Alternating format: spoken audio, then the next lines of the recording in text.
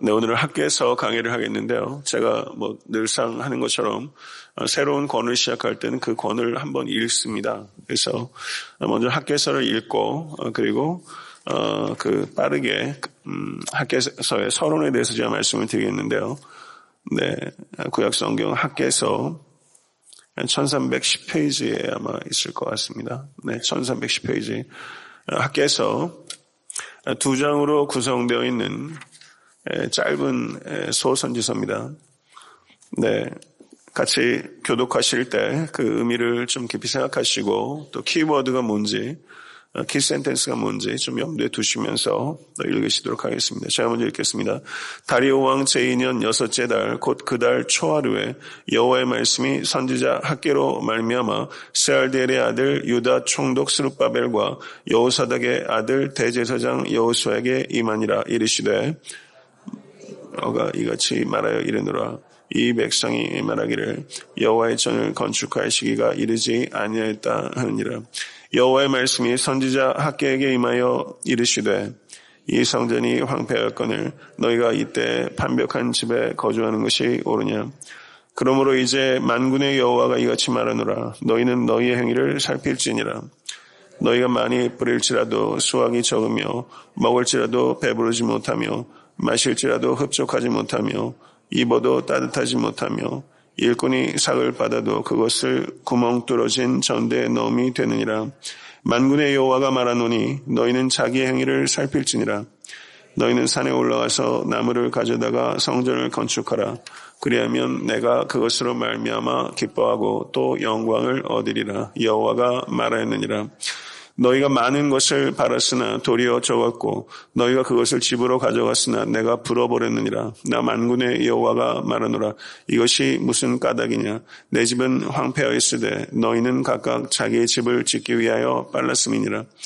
그러므로 너희로 말미암아 하늘은 이슬을 그쳤고 땅은 산물을 그쳤으며 내가 이 땅과 산과 곡물과 새 포도주와 기름과 땅의 모든 소산과 사람과 가축과 손으로 수고하는 모든 일에 한재를 들게 하였느니라. 스알디엘의 아들 스룹바벨과 여호사닥의 아들 대제사장 여호수아와 남은 모든 백성이 그들의 하나님 여호와의 목소리와 선지자 학개의 말을 들었으니 이는 그들의 하나님 여호와께서 그를 보내셨습니다. 백성이 다 여호와를 경외하며 그때 여호와의 사자 학개가 여호와의 이름을 받아 백성에게 말하여 이르되 여호와가 말하노니 내가 너희와 함께하노라 하니라. 여호와께서 스알디엘의 아들 유다 총독 스룹바벨의 마음과 여호사닥의 아들 대제사장 여호수아의 마음과 남은 바 모든 백성의 마음을 감동시키심에 그들이 와서 만군의 여호와 그들의 하나님의 전 공사를 하였으니 그때 다리오 왕 제2년 6째 달 24일이었더라. 7째 달 곧 그 달 21일에 여호와의 말씀이 선지자 학개에게 임하니라. 이르시되 너는 스알디엘의 아들 유다 총독 스룹바벨과 여호사닥의 아들 대제사장 여호수아와 남은 백성에게 말하여 이르라. 너희 가운데 남아있는 자 중에서 이 성전의 이전 영광을 본 자가 누구냐. 이제 이것이 너희에게 어떻게 보이느냐. 이것이 너희 눈에 보잘것없지 아니하냐. 그러나 여호와가 이르노라. 스룹바벨아 스스로 굳세게 할지어다. 여호사닥의 아들 제사장 여호수아야 스스로 굳세게 할지어다. 여호와의 말이니라. 이 땅 모든 백성아 스스로 굳세게 하여 일할지어다. 내가 너희와 함께하노라. 만군의 여호와의 말이니라. 너희가 애굽에서 나올 때 내가 너희와 언약한 말과 나의 영이 계속하여 너희 가운데에 머물러 있나니 너희는 두려워하지 말지어다. 만군의 여호와가 이같이 말하노라. 조금 있으면 내가 하늘과 땅과 바다와 육지를 진동시킬 것이요 또한 모든 나라를 진동시킬 것이며 모든 나라의 보배가 이르리니 내가 이 성전의 영광이 충만하게 하리라. 만군의 여호와의 말이니라. 은도 내 것이요 금도 내 것이니라. 만군의 여호와의 말이니라. 이 성전의 나중 영광이 이전 영광보다 크리라. 만군의 여호와의 말이니라. 내가 이곳에 평강을 주리라. 만군의 여호와의 말이니라. 다리오 왕 제2년 9째 달 24일에 여호와의 말씀이 선지자 학개에게 임하니라. 이르시되 만군의 여호와가 말하노니 너는 제사장에게 율법에 대하여 물어보기를 사람이 옷자락에 거룩한 고기를 쌌는데 그 옷자락이 만일 떡에나 국에나 포도주에나 기름에나 다른 음식물에 닿았으면 그것이 성물이 되겠느냐 하라. 학개가 물음에 대제사장들이 대답하여 이르되 아니니라 하는지라. 학개가 이르되 시체를 만져서 부정하여진 자가 만일 그것들 가운데 하나를 만지면 그것이 부정하겠느냐 하니 제사장들이 대답하여 이르되 부정하리라 하더라. 이에 학개가 대답하여 이르되 여호와의 말씀에 내 앞에서 이 백성이 이러하고 이 나라가 그러하고 그들의 손의 모든 일도 그러하고 그들이 거기에서 드리는 것도 부정하니라. 이제 원하건대 너희는 오늘부터 이전 곧 여호와의 전에 돌이 돌 위에 놓이지 아니하였던 때를 기억하라. 그때에는 20고르 곡식 더미에 이른즉 10고르뿐이었고 포도주 틀에 50고르를 기르러 이른즉 20고르뿐이었느니라. 만군의 여호와가 말하노라. 내가 너희 손으로 지은 모든 일에 곡식을 마르게 하는 재앙과 깐복이 재앙과 우박으로 쳤으나 너희가 내게로 돌이키지 아니하였느니라. 너희는 오늘 이 전을 기억하라. 아홉째 달 24일 곧 여호와의 성전 지대를 쌓던 날부터 기억하며 보라. 곡식 종자가 아직도 창고에 있느냐. 포도나무, 무화과나무, 석류나무, 감람나무의 열매가 맺지 못하느니라. 그러나 오늘부터는 내가 너희에게 복을 주리라. 그달 24일에 여호와의 말씀이 다시 학개에게 임하니라. 이르시되 너는 유다 총독 스룹바벨에게 말하여 이르라. 내가 하늘과 땅을 진동시킬 것이요 여러 왕국들의 보좌를 엎을 것이요 여러 나라의 세력을 멸할 것이요 그 병거들과 그 탄자를 엎드려뜨리니 말과 그 탄자가 각각 그의 동료의 칼에 엎드려지리라. 만군의 여호와가 말하노라. 스알디엘의 아들 내 종 스룹바벨아 여호와가 말하노라. 그날에 내가 너를 세우고 너를 인장으로 삼으리니 이는 내가 너를 택하였음이니라. 만군의 여호와의 말이니라. 아멘. 예, 학개서는 읽으신 바와 같이 2장으로 구성되어 있고요. 전체가 38절로 구성되어 있는 짧은 성경입니다. 구약 성경에서 오바댜서에 의해서 가장 짧은 성경이라고 할 수 있습니다.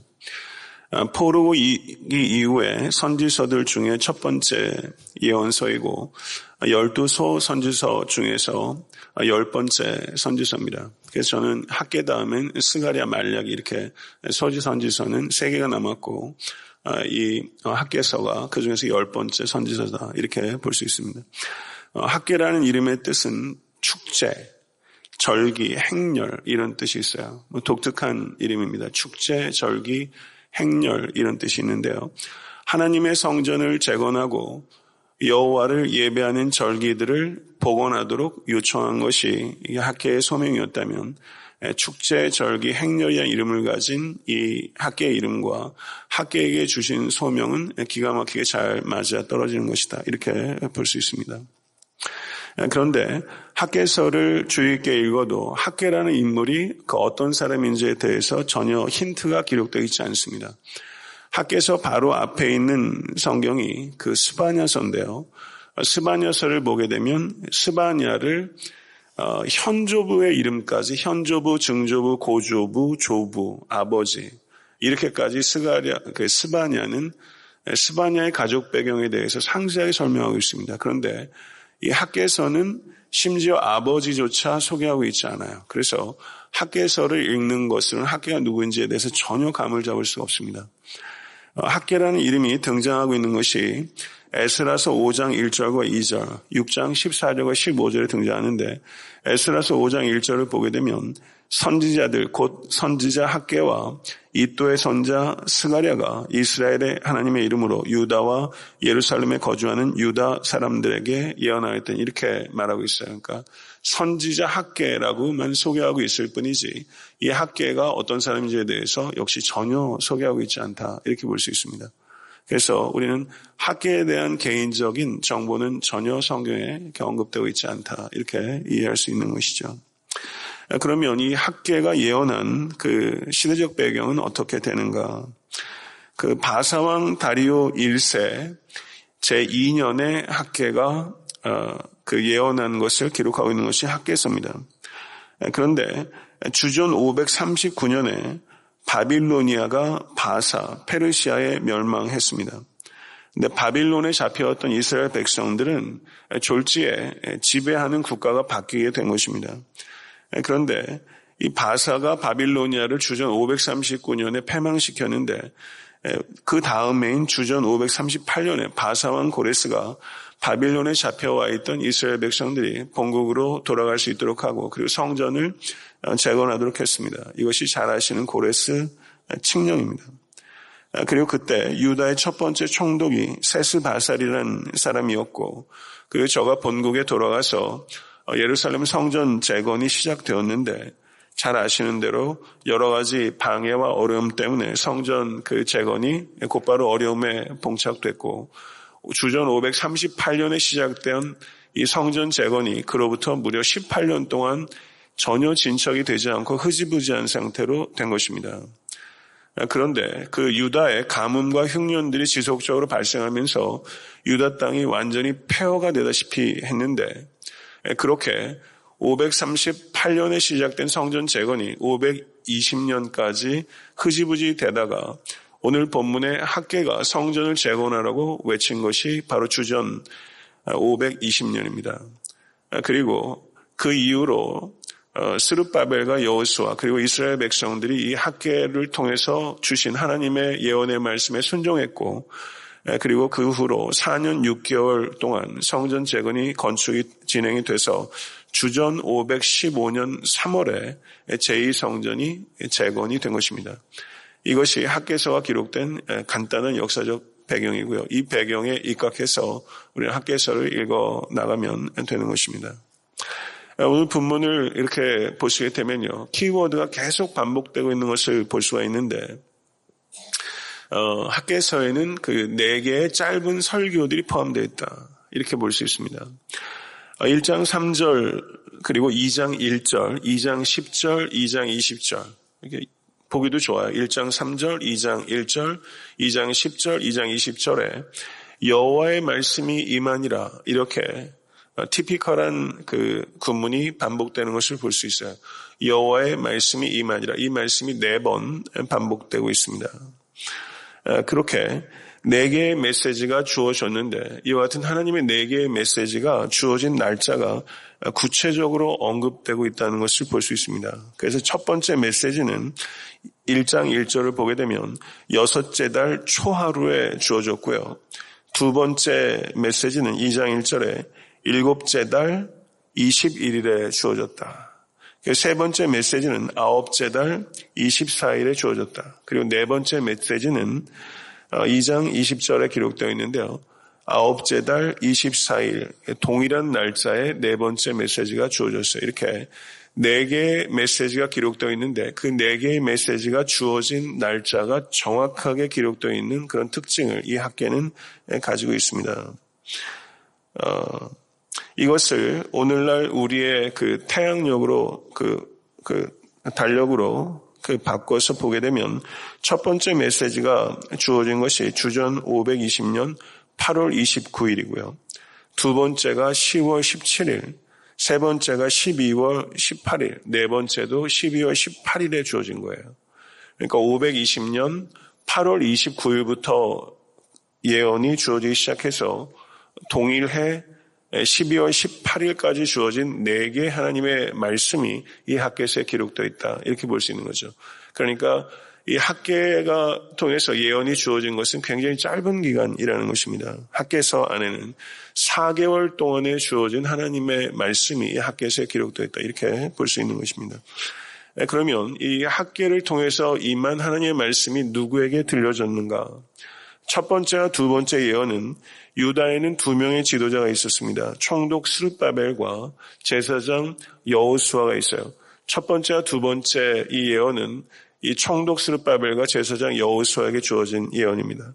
세 번째 예언은 제사장에게 주어졌고 네 번째 예언은 총독 스룹바벨에게만 주어졌어요. 이해하셨죠? 첫 번째는 2사람에게 주어진 것이고 세 번째는 제사장들에게, 네 번째는 총독 스룹바벨에게만 주어진 것이다. 그 예언이 누구에게 전달된 것인가를 이해할 때 우리가 예언을 좀 더 바르게 볼 수 있겠죠. 그러면 학계 학계서에 나오는 그 중심된 신학은 무엇인가? 그것은 읽으신 바와 같이 예루살렘 성전 재건입니다. 학계는 집 없는 하나님을 위해서 이제 그 성전 재건이 이르다라고 판단하고 있는 이스라엘 백성들의 그 마음을 뒤흔들어 놓아서 다시 성전 재건에 임할 수 있도록 해야 되는 투사와 같은 그와 같은 선지자였다. 이렇게 볼 수 있습니다. 하나님의 성전이 무너지게 된 것이 바벨론에 의해서 이스라엘이 정복당하면서 무려 70년 동안 하나님의 성전이 폐허 상태였습니다. 그런데 다시 재건이 시작됐다가 무려 18년 동안 지지부진하게 아무것도 진척되지 않았던 것이죠. 그래서 이 학계는 성전을 재건하는 것은 이스라엘 민족에게 있어서 책임이다. 그리고 그것은 책임일 뿐만 아니라 특권이다. 이렇게 그걸 강조한 거예요. 성전을 재건한 것은 책임이자 특권이다. 그리고 성전 재건은 아무리 삶의 형편이 어려워도 이 성전을 재건하는 것은 삶의 최우선적인 우선순위다. 이것을 말하고 있는 것입니다. 이 예루살렘 성전 재건은 우리에게 당면한 문제는 아니죠. 그러면 이 학계서의 이 핵심적인 주제는 무엇인가? 우리의 삶의 우선순위를 조정하는 거예요. 이것은 우리의 문제입니다. 성전 재건에 대해서 이스라엘 백성들이 무관심했는데 그와 같은 것에 대한 무관심, 곧 성전의 황폐함이 이스라엘 백성들의 황폐함의 원인이다. 이것이 학계가 주장하는 것입니다. 성전이 황폐한 것이 삶의 황폐함의 원인이고 성전이 재건되게 되면 삶이 재건될 것이다. 이것을 학계가 이야기하고 있는 것이죠.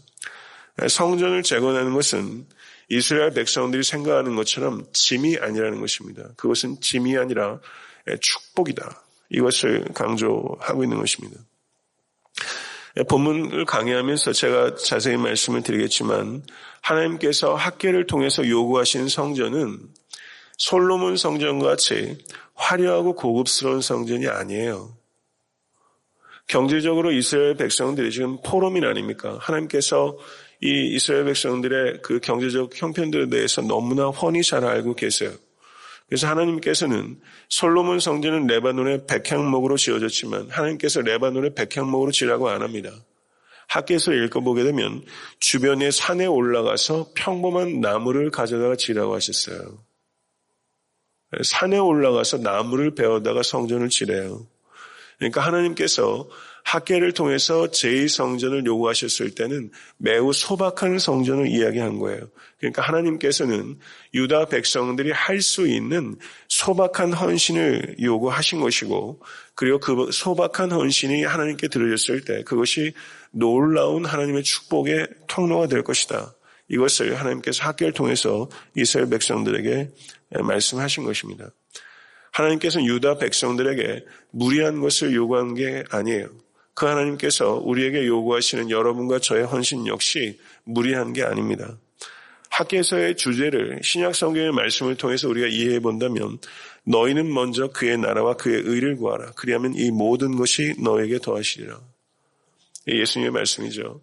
이 학계에서의 주제는 이 바로 마태복음 6장 33절의 말씀이라고 할 수 있어요.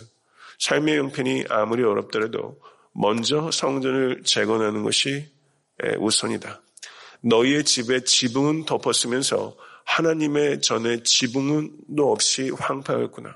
이걸 얘기하면서 이 우선순위가 바뀐 문제에 대해서 하나님께서는 이야기하고 계신 것이죠. 학계서를 제가 아마 한번 3차례나 4차례, 아마 4차례 정도 설교를 할 것 같습니다. 네 번의 예언이 주어졌기 때문에 설교의 형식 역시 4번에 하는 것이 전 좋겠다고 판단하고 있고요. 그럼 저는 이 짧게 지나가는 이 학계서, 주일에 설교하기에는 이렇게 설교 본문으로 잘 이렇게 태택되지 않는 말씀입니다. 그 학계서가 재건에 대한 이야기를 하고 있다면 이 자리에 계신 여러분도 저도 재건되어야 될 삶의 영역들이 분명히 있습니다. 그렇지 않습니까? 그리고 여러분과 저에게도 삶의 우선순위가 조정되어야 될 부분들이 분명히 있을 거예요. 그래서 이 학계서 짧은 본문이지만 이 말씀을 통해서 우리의 삶의 우선순위가 조정되고 그리고 그로 말미암아 삶이 재건되고 그리고 하나님의 축복이 여러분의 가정과 사업 가운데 풍성하게 임하고, 그리고 여러분과 제가 할 수 있는, 산에 올라가서 내가 벨 수 있는 나무가 왜 없겠어요? 그렇죠? 예, 내가 산에 올라가서 벨 수 있는 그 나무가 무엇인가? 근데 내가 그렇게 하지 못한 부분들이 분명히 있다면 올 한해 산에 올라가셔서 나무를 베시고 여러분에게 하나님께서 원하시는 헌신을 함으로 말미암아 모든 것들이 새로워지고 회복되는 그 같은 2018년 되실 수 있게 되기를 주님의 이름으로 축원합니다.